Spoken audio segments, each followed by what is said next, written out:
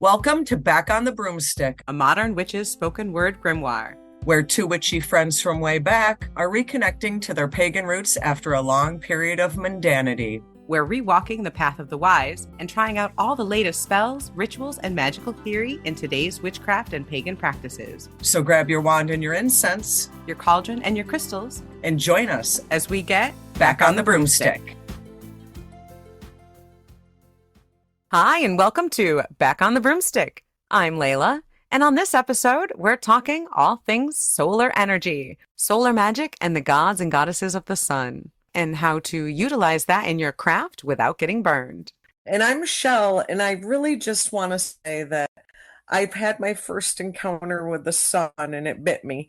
And I'm not going to talk about my sunburn or my tan, but I'm feeling the sun energy really deep right now. We are moving towards Litha. Spring is well underway, and the sunny days are usually here. Today is particularly overcast, but we are coming off of 3 glorious days of sun and sunshine and heat.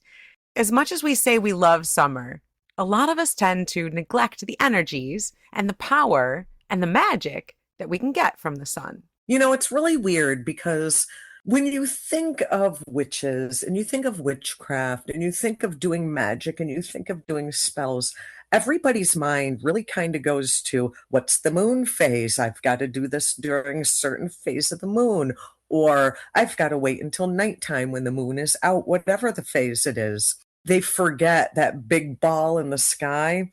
I know that some of us feel that vampiric need to be so recluse during the daylight.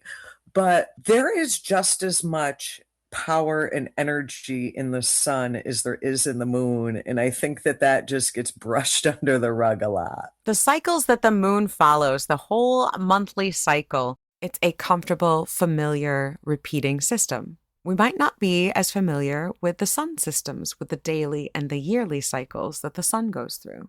There's the wheel of the year, and that's another cycle. That's the solar cycle. What?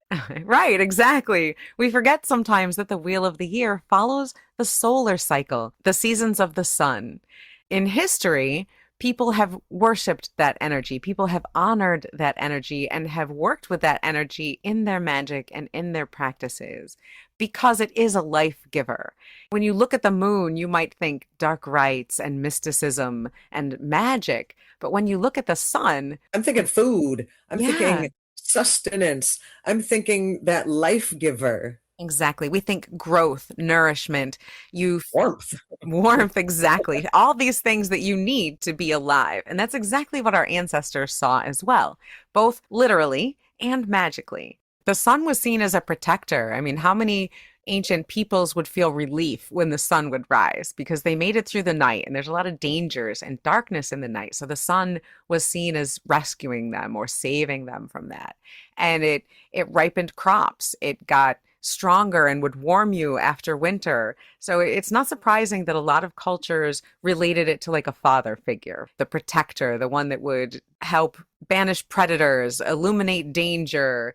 And that power was immediate and it was right there, easy to see. Which always kind of baffled me on why it kind of got brushed under the rug so much. Yeah, we talked about this just a little bit when we were talking about this episode on how in a lot of modern witchcraft, back when we first started and Wicca was a big thing, even then there was a lot of Dianic Wicca and even in mainstream Wicca, I guess, if that's a thing. I was going to say, is there a thing? I don't know. It was duality. It was God and goddess, but the goddess was still emphasized. And now, even now, today, I see the goddess emphasized a lot in modern paganism and witchcraft practices. And the god and the sun, not so much. I think it's starting to get more equal, but you don't see that as much. It's definitely coming out. And part of that conversation that we had, I was struggling personally to come up with a list of sun goddesses because I can only rattle off a few sun gods. Pagans in general have a hard time seeing God. In general, we tend to worship a goddess. When you talk to Wiccans, they talk about the goddess, they talk about the mother. They don't talk about Right. the father or the god. But you do also have some goddesses. There are some cultures and some religions that see the sun as female and the moon as male. In particular, In Norse cultures, in Norse religions, they have Sona, who is the goddess of the sun, and they worship that as a feminine energy. There's also Amaterasu, who is Japanese, and Bridget is Celtic. She's a flame goddess and can be seen as a solar goddess. And one goddess that I was introduced to not too long ago is one that I hadn't heard of very often, and her name is Sulis. And she's a Celtic goddess. And I have it's this very short, simple spell, and it does involve journaling. So I don't know how much you'll like it, Chelle, but it's a super, Shocker. it also can involve tea. So maybe I can entice you with Okay. the tea. We'll see. But Sulis is a Celtic and Gaulish goddess, Celtic goddess of healing, sacred thermal springs, so like hot water, light, and prophecy. So she's described very often as a Celtic sun goddess, but in particular, she's like a thermal spring, like a hot water goddess. Ooh. And they've found tablets to her in some ancient baths, and people would leave curses that she would hopefully carry out for them. So she was also a goddess of justice, which was kind of pretty interesting. But that made a lot of sense to me because the sun brings things to light, right? The whole idea that the sun exposes things and So that banishes kind of goes darkness. along with justice. Yeah, I see. Because at first, when you said justice, I was like, I don't see the tie-in. But now that you say that, So it made a lot of sense to me that people would write curses that they would hope would bring justice, that she would carry out to bring justice to their enemies. some cultures also created religious landmarks or cultural landmarks based around the sun. And all I could think of was the Tor, when the sun comes up on the equinoxes, how it's so perfectly in there. Yeah, a lot of cultures not only worshipped deities, but they actually built monuments. They built temples to worship the sun. Stonehenge aligns with the summer solstice. And across Europe, in the Americas, Africa, Asia, there are all sorts of temples, different rock formations that align with the sun, that align with different solar events. Again, because it was something very easy to see. So, yeah, they didn't just worship deities. Very often they would build long lasting monuments to the sun itself. Sacred spaces. But Lakshmi is a Hindu goddess. And that's probably the one that I associate the most with the sun. A lot of different cultures throughout history have worshipped the sun. Egypt is one of the big cultures. When people think about sun worship in Egyptian religion, there's a ton of deities, Ra being the big one. And then you've got Helios, Apollo, Greek and Roman. A lot of them drive chariots, that whole idea of the sun going across the sky. I mean, you can trace it back to every culture, every religion. Everybody has some sort of ritual practice that involves the sun, even if it's just as simple as sowing the seeds out in the land. The point we're trying to make is that the sun, we all see it. Everybody around the world sees the sun. So we all have different ways of honoring that because it is a life giver. It does bring things to life. It helps us to grow. It helps to bring things to light. So it's not surprising that ancient people worshipped it. What is surprising is that we don't necessarily worship it as much now as we used to. I do find that interesting, but I look back and I think that there is some times where the sun is worshipped in ways that we don't take note of. Again, when you look at some of the sacred sites, you might not think of that as worship now, but how many people still go to the Tor every day? How many people still go to the pyramids every day? They don't think in their minds it's outright sun worshiping, but they're going there for that reason. Why do thousands of people go to the Tor on the solstice to see the sun? Because they are there to worship the sun. So I think that a lot of people maybe subconsciously do it more so than with the moon. And we do in modern pagan practices and modern witchcraft, if you follow the wheel of the year, Litha in particular, Lunasa, we do honor the god, we do honor the sun, and we talk about the changing of the guard with the Oak King and the Holly King kind of happening in early summer and then late summer. So we do talk about the god, we do talk about the sun, but we do it a lot subconsciously, I think, when we talk about the wheel of the year and these solar events. We don't necessarily explicitly say that that's God energy, that that's masculine energy, outward, forward energy, but it's there a little bit. It's there a little bit. It's the underlying tone, yeah. So, what are some things that we do worship? Like, if we wanted to be more explicit in our working with solar magic, solar energy, and honoring sunlight, honoring that half of the moon and the sun balance in our lives, what are some things that the sun represents to you? What kind of energy? Illumination, you talked about bringing light to things. Illumination, enlightenment, vitality. I do find a sense of freedom with the sun energy, and let me explain that real quick.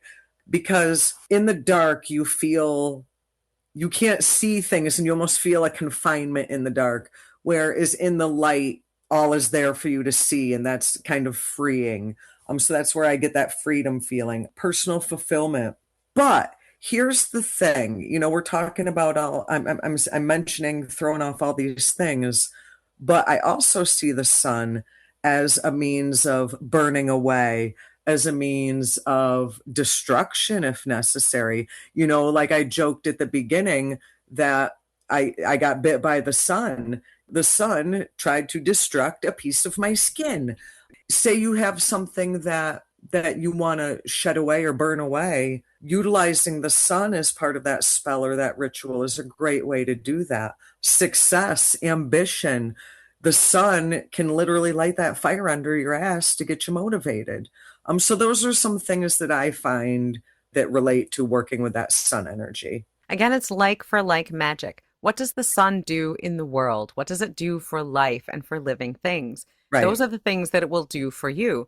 And just like you said, Shell, if you hold up a magnifying glass, you can start a fire. You can right, concentrate that energy. You can gather that energy to you. Or you can hold up a solar panel and draw in that energy and work with it for some other end. So you right. can be that magnifying glass or that solar panel in your magical practice and pull in that energy. I mean, what's more powerful than the sun? So why not borrow a little of that energy to empower your practice? Exactly. And that kind of touches on my last point with sun energy is, I just mentioned off, I rattled off a list of different things that I relate to working with the sun.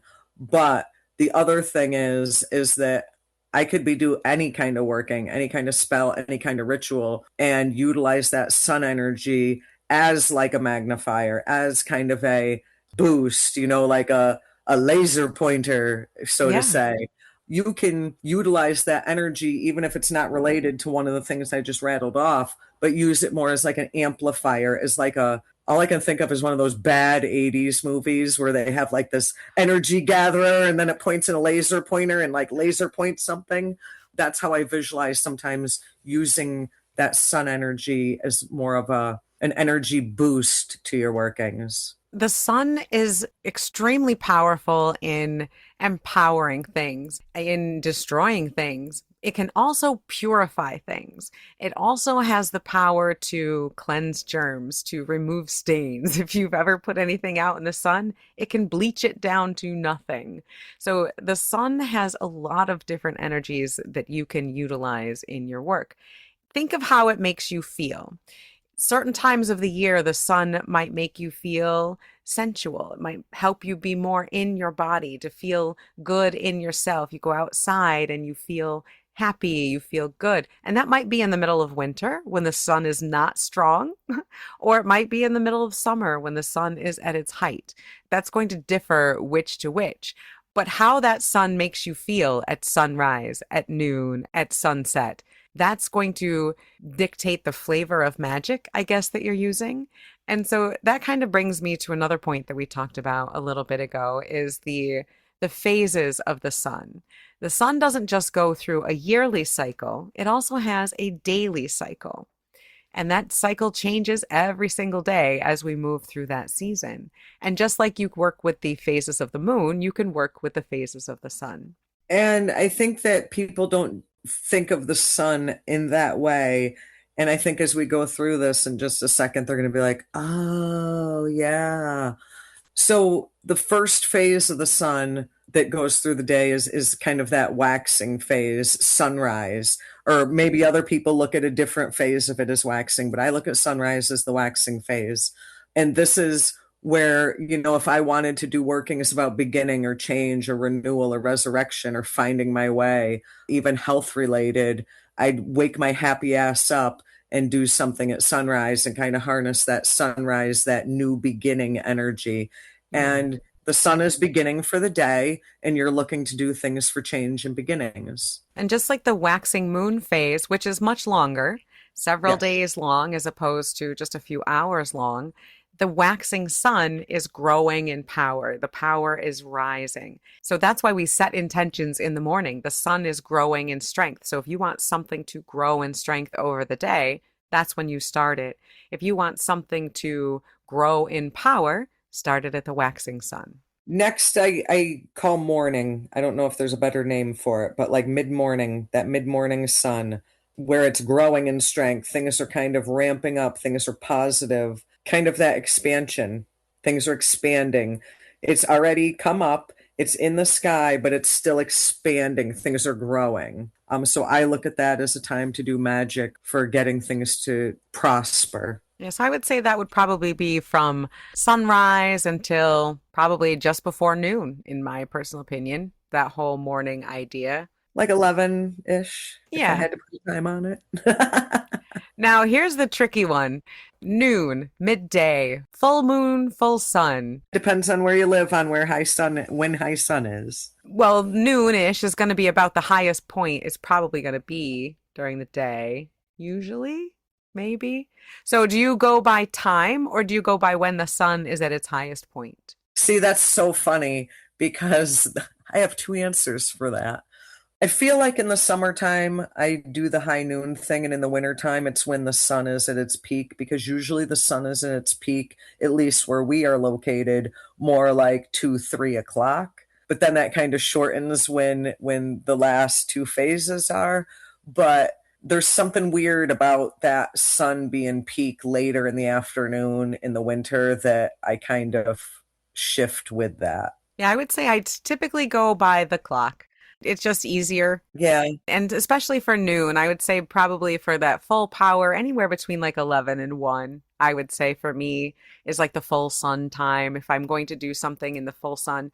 But I don't usually worry too much about it. Anytime that sun feels really strong and powerful in that midday time, I think that's the full sun time. And that's the full power. That's when you're going to be pushing out the most energy. So if you have a powerful working that needs a lot of energy to push it forward, particularly if it has something to do with sun type energy, success, reaching your goals, growing something, nurturing something, or even burning something away, midday would be a good time to do that. okay, here's another thing I've got for you for midday.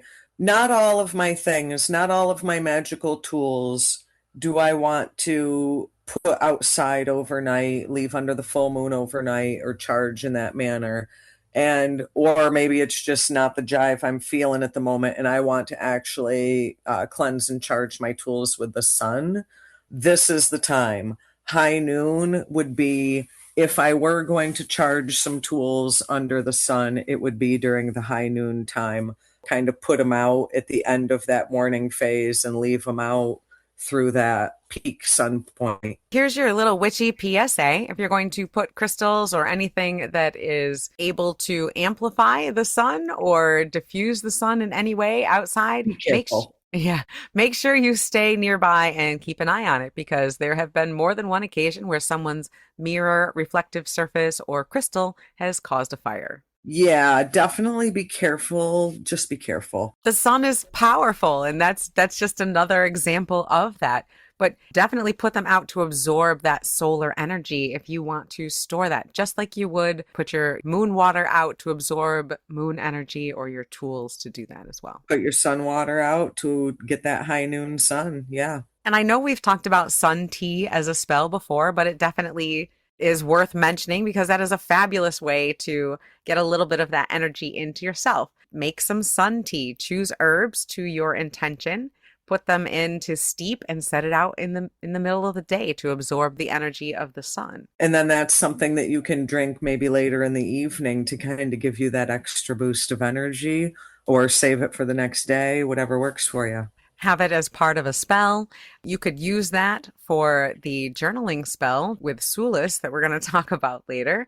But the other thing that I really enjoy with sun tea and tea is that, a lot of people talk about one of the simple witchy things to do everybody turns to first is stirring your intentions into your morning drink. Right. Well, I know this is dumb, but it just hit me today that we talk about you stir them in clockwise and counterclockwise, or as Right. we learned it, Deosil and And Widdershins. Widdershins. And Deosil means with the sun, and Widdershins means opposite. I don't know exactly what Widdershins mean. I just meant backwards. I think it means backwards or opposite. I'm not positive, counterclockwise.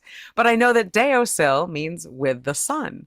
So you stir clockwise because that's the way the sun moves across the sky. With the sun. Deosil. And that just hit me. I was like, oh, yeah. So that's another thing that we do that's kind of like hidden. That's a little bit of sun worship, solar worship in our magical practice. Now, the next phase, I think of this phase as the waning phase, and this is afternoon. And by afternoon, in my mind, for what that's worth, I'm thinking of like 2, 3 o'clock-ish to like that 5, 6 o'clock-ish time, like that mid to late afternoon time. I look at that as kind of the waning time. You're headed down. You're wrapping it up. You're not done, but you're wrapping it up. Good for communication, business matters, travel, exploring, but you're not at that peak anymore. You still got that energy, but it's kind of pulling back a little bit. You've got this down to like a couple hour blocks. I just think like morning, midday, sunset. I didn't.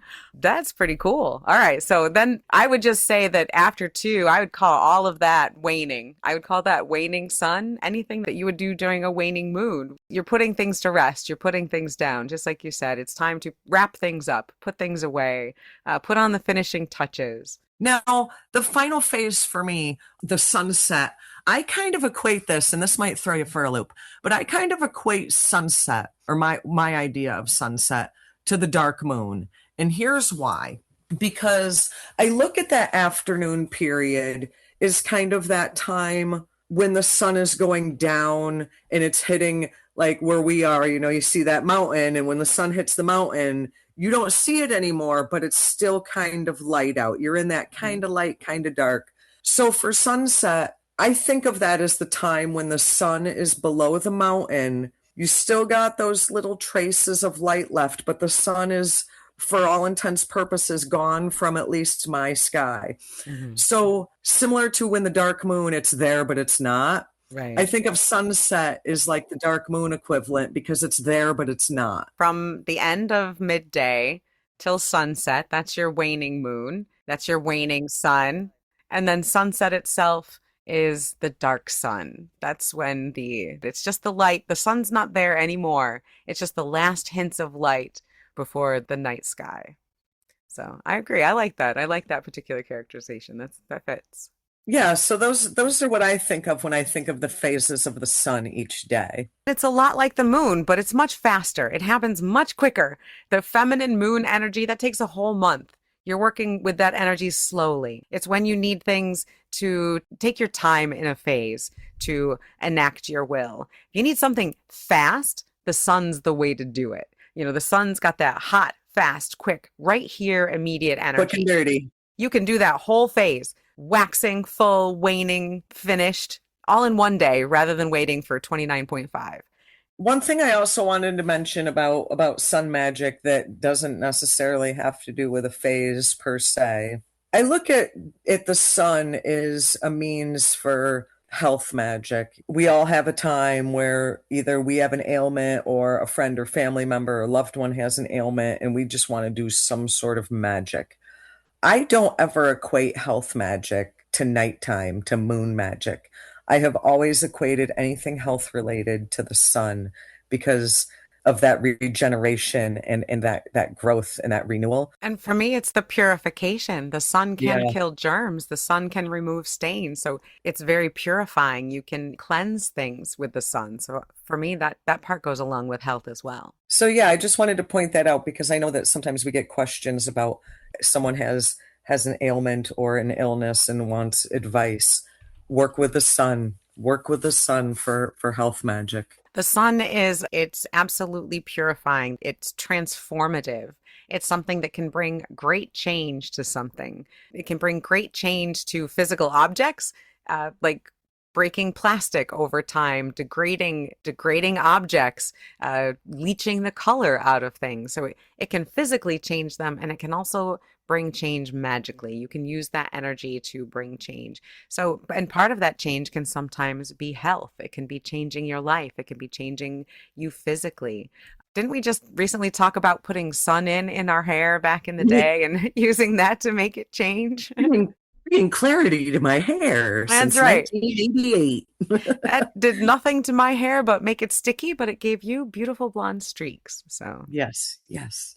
But I talk about Hecate a lot and being the goddess of crossroads and giving you insight on your path or which path to choose. The sun, I feel, works hand in hand with Hecate in that manner, due to Hecate kind of brings you your choices and you have to pick your path, choose your path, which way you go and where are we headed here. And then the sun and that sun energy then kind of brings clarity to that chosen path. Hecate is also the torchbearer. So she does bring light to situations. She does help guide your path a lot like the sun does. So I can see that. I did mention Sulis a little bit earlier, and she's a goddess that I have had a lot of interest in lately. And she is a Celtic sun goddess. And she also brings light to the paths. And much like you can go to Hecate for guidance and for vengeance and for justice, Sulis is another goddess that will bring clarity to situations and can help you find that justice. I'm gonna have to do a little looking into her because I've honestly I've never heard of her until you mentioned her today. So I'm gonna have to do a little deep dive on this one. Coming up on Litha here, I thought working with a sun god or goddess in your journaling practice, in your pulling tarot cards, might be a good idea. Some of the tarot cards that you could pull to study for, this time coming up towards Litha, obviously the sun. The Chariot, sometimes people see that as a sun card. I do like the Ten of Cups as a sun card. And I go back to I believe it is the Robin Wood deck. And I have this vision of like a happy, sunshiny day, frolicking out, everything's going your way. Like that card just kind of has that perfect summer day graphic to it. So the Ten of Cups is also another one I think of as well. I would say Justice and the Empress for major arcana as well as the Sun. The Empress because it's ripe, it's growing, it's growth, it's all of that. So I see the Sun there a lot. And also Justice because as we were talking earlier, the sun can bring light to dark corners. It can bring the truth out. But I'm happy that you said the Ten of Cups because I feel the Ten of Pentacles is a sun Really? card. Yeah. It's being happy in your family. It's having grown your success. It's having grown your life. It's having grown things to a point where you have abundance and you have so many good things in your life. So I like that's those two cards I feel like balance each other. So I love that you picked that card. So the spell with Sulis, pick a card that says the sun to you, or just pick a random tarot card and journal in the morning. Take this card and do your journaling in the morning. And I'm going to suggest that you take a clear glass, just take any clear glass and fill it with water and place that in a windowsill where it gets some sunlight, preferably if the light can shine through it and like onto your paper. If you can see kind of those wavy lines of the sunlight through the water on your paper. If you can't, don't freaking stress it. It's fine. But journal about that card, journal about that sun, and set your intention for the day that as the sun grows stronger in the sky throughout the day, that the energy fueling this intention for your day will also grow stronger. And just kind of journal that. And then use that water to make your tea or to drink for the day, put in your water bottle or whatever, because it has now drawn in that energy of Sulis, because she is the goddess of sunlight and water, hot springs, and also of bringing light to things. So if you write something to her, write about this card, journal about this card, journal your intention with the sunlight through water, you can get a little bit of that help of Sulis for your day. I love that. I'm definitely going to have to do a deep dive into Sulis. Doesn't she sound cool? Who doesn't like Yeah. a goddess of a hot spring, right? Right? Another wonderful way to bring sun energy into your house is to set up prisms or to set crystals in your windows. Again, be very careful. Make sure that they're not getting enough sunlight that you can accidentally set something on fire. But The idea of a prism or a crystal gathering that sun energy into one spot and then showing you what's inside, showing you all the different colors. You can use that in your magic. You can use that to bless your rooms by putting those in your windows to draw that sunlight in and let it scatter the solar energy, that solar magic throughout your space. I'm just curious if there's other ways that folks out there pay homage to the sun, worship the sun, utilize the sun in magic, because it is something that is kind of under talked about. So I'm curious to know if listeners have different ways that they perform their sun worship. I know one of the ways that I like to perform sun worship is going out and picking flowers. I know there's a lot of different herbs and flowers that have to do with sun magic and sun energy, but to be honest, almost any flower, in my personal opinion, any flower that I bring into the house feels like sun energy and sun magic to me. So it doesn't have to be a sunflower, is that what you're saying? Yep, that's what I'm saying. I do love a good Okay. sunflower, though. They are so pretty, They but are. harder to grow. So yeah, so if you want to bring some of that energy into your life, bring in flowers. Bring in some flowers into your space to bring that sunlight in and bring in some crystals that remind you of the sun. Bring in a citrine. And as we've said with your moon water, if you start collecting sun water and you are not labeling this stuff, then you are just going to have to make one big batch of random sun water for tea, for blessings, for offerings. And that's another thing I wanted to point out too, is that sometimes with the sun, an offering of water, or maybe that flower you picked, or maybe that little dab of dandelion honey that you made, what better way to give thanks to the sun than leave out a dab of that dandelion honey from those dandelions that grew from the sun, full circle moment.